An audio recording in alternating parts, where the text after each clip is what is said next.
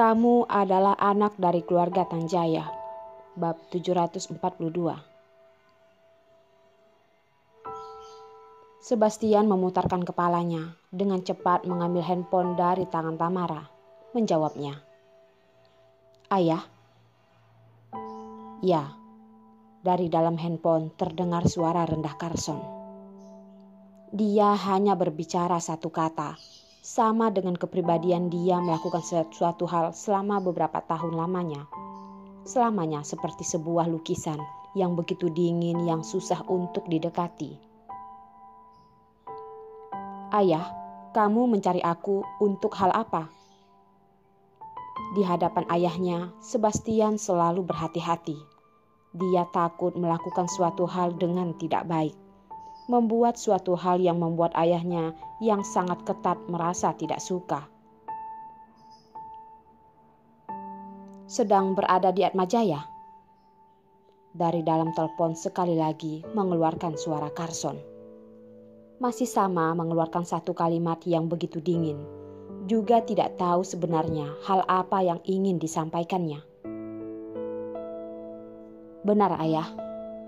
Sebastian menganggukkan kepalanya.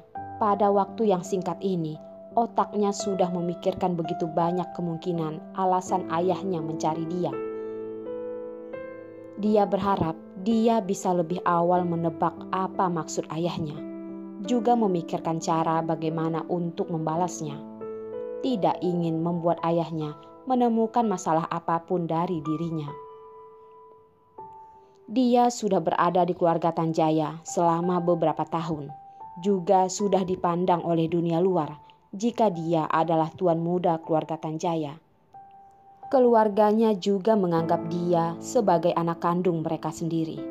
Tetapi dia sama sekali tidak pernah melupakan jika dia hanyalah seorang anak yang diadopsi oleh keluarganya. Sebastian selalu mengingat identitas aslinya. Dia ingin setiap saat mengingatkan dirinya sendiri, barulah bisa membuat hal yang lebih baik lagi menggunakan identitas dia yang sekarang. Sebastian, kamu adalah putra tertua keluarga Tanjaya. Carson kembali mengatakan satu kalimat, juga tidak terdapat kalimat selanjutnya lagi. Mendengarnya membuat Sebastian terdiam di tempat. Ayah, apakah aku melakukan sebuah kesalahan? Selama beberapa tahun ini, dia selalu berhati-hati. Mengerjakan suatu hal selalu mengejar kesempurnaan. Dia kembali berpikir dengan teliti. Beberapa proyek di tangannya berhasil dia selesaikan dengan sangat baik. Juga tidak terdapat kesalahan apapun. Maka, masih ada hal seperti apa itu? Kamu adalah anak tertua keluarga Tanjaya, juga merupakan kakak dari Orila dan Jonathan. Jika seandainya mereka berdua melakukan kesalahan, maka kamu sebagai kakak mereka harus melakukan hal seperti apa? Dari dalam handphone terdengar suara rendah Carson. Juga bisa terhitung, tidak banyak dia bisa berkata begitu banyak seperti ini. Ayah, Sebastian seketika tidak tahu harus bagaimana menjawabnya. Kemungkinan ayahnya sedang menyalahkan dia sudah begitu lama dan dia masih tidak bisa membawa adik perempuannya untuk pulang ke rumah. Carson kembali menekankan nada bicaranya.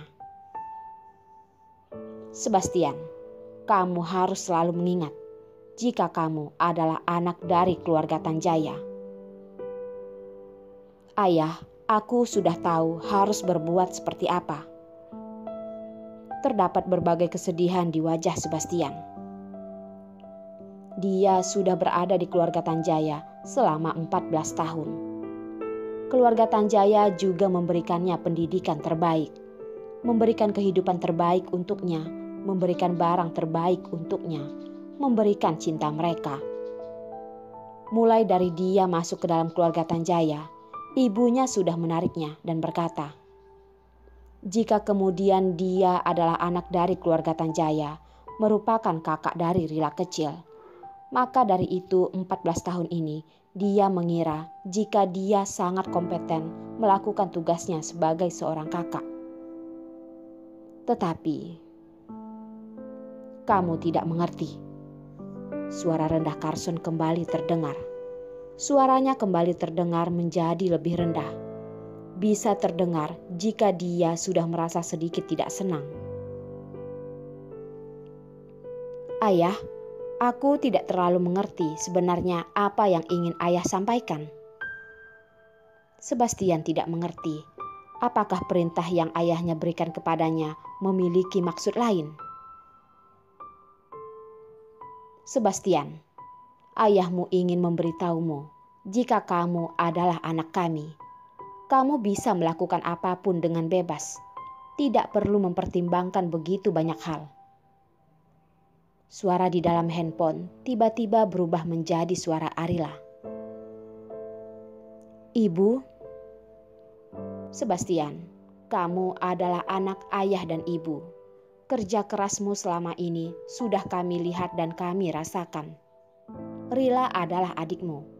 Kamu sebagai kakaknya, jika seandainya dia melakukan sesuatu hal yang salah, maka apa yang harusnya kamu lakukan, haruslah kamu lakukan. Jangan sampai dia membuat hal yang tidak benar dengan sebebasnya, kata Arila. Ibu, aku sudah mengerti. Kali ini dia seharusnya benar-benar mengerti maksud mereka. Dia selalu mengetahui jika di dalam mata mereka selalu menganggapnya sebagai anaknya sendiri. Tetapi terkadang dia juga tidak bisa menahan dirinya untuk merasa ragu. Sepertinya hanya dialah yang berpikir terlalu banyak. Anakku, jika kamu sudah mengerti, waktu sudah malam, kamu beristirahatlah lebih cepat. Arila berkata lalu mematikan teleponnya. Setelah mematikan teleponnya, Arila menatap marah lelaki yang berada di sebelahnya. Aku berkata kepadamu, Carson, urusan anak-anak, biarlah aku yang mengurusinya. Jika menyuruh dirimu mengurusnya, kamu bisa membuat anak-anak menjadi terkejut dan ketakutan. Carson berkata. Arila memotong pembicaraan. Kamu apa? Jelas-jelas hanya menggunakan 2 kalimat sudah bisa membuat permasalahan dijelaskan dengan begitu jelas. Kamu masih bersikeras untuk menyuruh anak-anak menebak seharian. Carson tidak lagi bersuara. Mau bagaimanapun dalam kehidupannya, istrinya selalu benar. Tidak peduli sudah lewat beberapa tahun lamanya, peraturan ini masih berjalan dan tidak berubah sama sekali. Arila kembali berkata, Carson, anak-anak sudah bertumbuh dewasa. Masalah percintaan mereka, biarkan mereka yang mengurusnya sendiri. Kita tidak bisa mengurusinya begitu banyak. Wajah Carson meredup, memperlihatkan dengan jelas dia tidak terlalu menyetujui perkataan Arila. Arila duduk di sampingnya, merebahkan kepalanya pada bahu Carson. Carson, pada saat kamu membuat keputusan untuk menikah denganku juga tidak mendapat persetujuan dari ayah dan ibu. Carson menepuk-nepuk ringan punggungnya. Aku tidaklah sama. Arila mengangkat kepalanya dan melihat Carson. Coba kamu katakan, di mana letak perbedaannya? Di bawah pandangan yang diberikan Arila kepadanya, Carson berkata dengan hangat. Pada saat aku belum memutuskan menikah, aku sudah lama mengelola perusahaan Aces. Sedari kecil hingga besar, aku selalu memutuskan keputusanku sendiri. Aku mengetahui dengan jelas apa yang ingin aku lakukan. Mendengar perkataan yang Carson katakan, Arila menjadi sedikit mendesak. Tuan Carson, apakah maksudmu anak kita tidak memiliki pemikiran mereka sendiri? Mereka tidak mengetahui hal apa yang sedang mereka lakukan. Carson hanya terdiam. Sejak kapan dia bermaksud seperti ini? Beberapa tahun ini, wanita ini sudah semakin bisa menebak maksud yang ia maksudkan. Arila juga sudah mengetahui jika nada bicaranya sudah berubah menjadi mendesak, mengatur ulang napasnya. Carson, anak kita selalu jauh lebih hebat dibandingkan apa yang kita lihat. Kita harus mencoba melepaskan tangan dan membiarkan mereka mencoba hal yang mereka ingin lakukan. Mungkin ada suatu hari kamu tiba-tiba merasa anak kita sudah benar-benar bertumbuh dewasa.